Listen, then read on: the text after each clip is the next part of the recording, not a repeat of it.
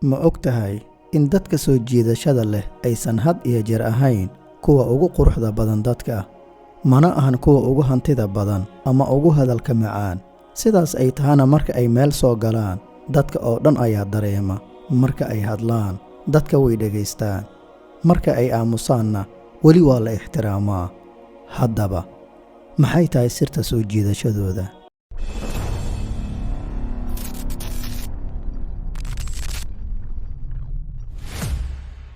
assalaamu calaykum, waxaan ahay qaasim maxamed. ku soo dhowow muuqaalkeena maanta waxaan uga hadli doonaa sida aad ku dhisan karto shakhsiyad soo jiidasho leh, shakhsiyad dadka qalbiyadooda taabata, ixtiraam keenta, isla markaana kuu furta fursado badan oo nolosha ah. Marka laga hadlayo shakhsiyad wanaagsan oo soo jiidata dadka qalbiyadooda, ma ahan wax lagu dhasho, balse waa dhaqan iyo caadooyin wanaagsan uu qofka u dooro naftiisa. Alle oo inala hadlayana wuxuu yidhi: qad aflaxa man zakkaaha, waxaa liibaanay qofkii naftiisa daahiriya, waqad khaaba man dassaaha, waxaana khasaaray qofkii naftiisa fasahaadiya. Tani waxay ina baraysaa in quruxda dhabta ah aysan ahayn midda dibadda oo keliya, balse ay tahay midda gudaha qofka ka bilaabata. Haddaba, yeelashada shakhsiyad soo jiidasho leh kuma timaado xirashada dhar midka ugu qurxoon, ku noolaanshaha guri qasri ah, lahaanshaha maal fara badan iyo wixii la mid ah, balse shakhsiyadda wanaagsan ee soo jiidashada leh waa mid kulansatay tilmaamahan soo socda. Akhlaaqda wanaagsan waa saldhigga soo jiidashada.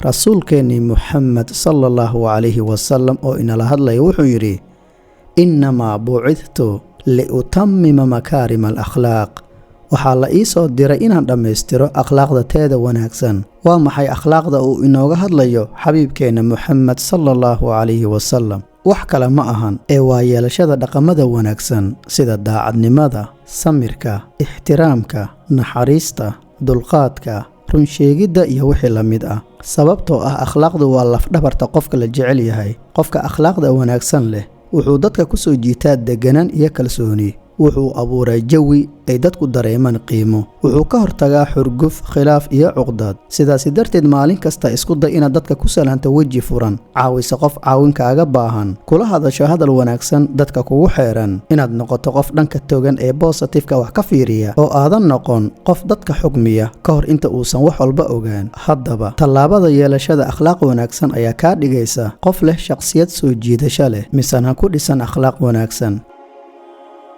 isku kalsoonaan. Nabigeenna Muxamed sallallahu calayhi wasallam wuxuuna yidhi: laa yaxqiranna axadukum nafsahu, midkiin yuusan xaqirin oo yuusan yaraysan naftiisa. Kalsoonida dhabta ah ma ahan kibir, mana ahan in qof kale laga sarreeyo. Hadalka rasuulkeennana sallallahu calayhi wasallam wuxuu si cad u diidayaa in qofka isyaso, isqiimo tiro, dareemo inuusan waxba ahayn, balse kalsoonida dhabta ah waxay tahay inaad ogaato qiimahaaga adigoon cid kale hoos u dhigin. Sidoo kale inaad ku qanacdo abuuritaankaaga iyo sida uu Alle kuu abuuray. Ka fogaato isbarbardhigidda dadka kale adigoo isleh waad ka liidataa. Inaad barato qirashada qaladaadkaaga iyo difaacidda xaqa ayaa kaa dhigaysa qof leh shakhsiyad soo jiidasho leh oo qalbiyada dadka taabata. Noqo dhegaysto wanaagsan. Dhegaysiga wanaagsan waa furaha qalbiyada dadka. Sababtoo ah dhegaysiga wanaagsan wuxuu dadka dareensiiyaa inaad qiimeynayso hadalkooda iyo fikirkooda. Wuxuu kor u qaadaa xiriirka aad la leedahay bulshada. Wuxuu kaa dhigaa qof la isku halayn karo oo dadka agtiisa qiimo ay ku dareemaan. Tusaale, marka aad qof la sheekaysanayso, ha ka fikirin waxa aad ugu jawaabi doonto. Dhegayso si aad u fahanto. Soo koob waxa uu qofka kuu sheegay si uu u dareemo inaad dhegaysatay. La dareen noqo haddii uu tiiraanyeysan yahay. U sheeg inaad ka heshay sheekadiisa oo aad xiisaynayso la sheekaysigiisa. Tallaabadan ayaa kaa dhigaysa qof ay dadka u riyaaqaan oo leh shakhsiyad soo jiidata qalbiyadooda. Xakamaynta nafta. Nabigeennii sharafta badnaa ee Muxamed sallallahu calayhi wasallam wuxuu yidhi: laysa alshadiidu bisurcati, innama ashadiidu alladii yamliku nafsahu cinda alghadabi. Geesinimada dhabta ah ma ahan qofka dadka sida xooggan u tuura, balse waa midka naftiisa xakameeya marka uu caroodo. inaad awood buuxda u leedahay xakamaynta naftaada waqtiyada xasaasiga ah sida marka aad xanaaqdo oo kale. waxaad abuuraysaa jawi nabdoon. dadku waxay kuu arkayaan inaad tahay qof bisil oo la isku halayn karo, waxayna kaa caawinaysaa inaad go'aan sax ah qaadato xitaa xaaladaha adag. sidaasi darteed tallaabadan xakamaynta nafta ah ayaa kaa dhigaysa shakhsi leh shakhsiyad wanaagsan oo la isku halayn karo. hadalka wanaagsan.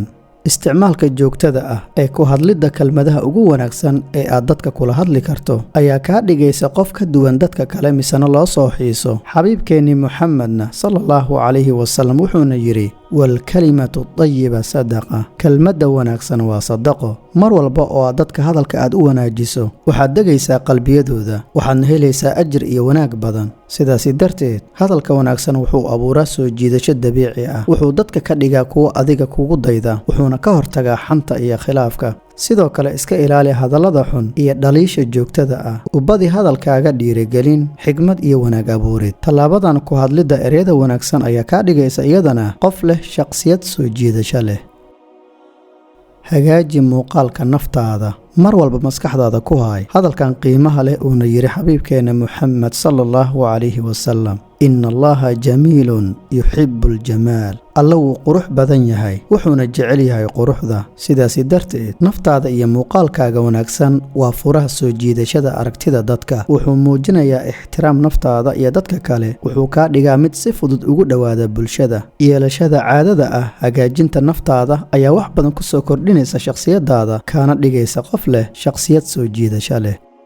noqo qof leh ujeeddo cad. qofka marka uu yaqaano halka uu ka rabo nolosha inuu ka gaaro, oo ay u cad yihiin qorshooyinkii uu ku gaari lahaa iyo sida uu u gaari lahaa, waxa uu hogaaminayaa naftiisa. dadkuna waxay jecel yihiin inay raacaan qofka leh yool cad. ujeeddaduna waxay ku tusinaysaa qofkan inuu leeyahay shakhsiyad ku dhisan hogaamin, go'aan iyo kalsooni. lahaanshaha shakhsiyad soo jiidasho leh waxay ka bilaabataa ficilo yaryar oo si joogto ah loo sameeyey. sidaasi darteed yeelashada hadaf cad ayaa door weyn ka ciyaarta lahaanshaha shakhsiyad soo jiidasho leh oo dadkuna jeclaystaan. ugu dambayn, shakhsiyadda soo jiidashada leh ma ahan wax hal habeen lagu noqdo, waa safar, waa isdhisid maalinla ah. haddii aad maanta bilowdo tallaabo yar, ficil yar, isbeddel yar, sanad kadib waxaad noqon kartaa qof gebi ahaanba ka duwan qofkii uu ahaa sannadyadii hore. xusuusno, dadka ugu soo jiidashada badan waa kuwa naftooda hagaajiya ka hor inta aysan isku dayin inay dadka kala soo jiitaan. hagaag. inta aan goordhow ku wada kulmi doonno muuqaalka xigana waxaan ku leeyahay aad baad ugu mahadsan tahay daawashada muuqaalkan. mahadsanid.